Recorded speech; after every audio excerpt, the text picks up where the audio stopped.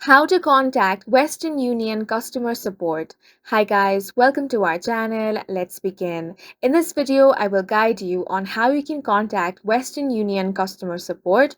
For that, you want to open up any web browser, then head over to westernunion.com.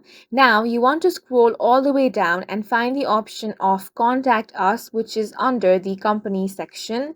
Once you click on this, you're going to find different methods by which you can contact the customer support.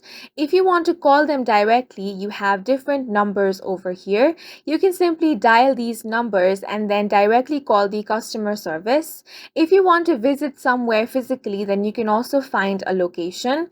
For that, click on the Find a Location option. Click on Chat with Us if you want to chat with the customer service.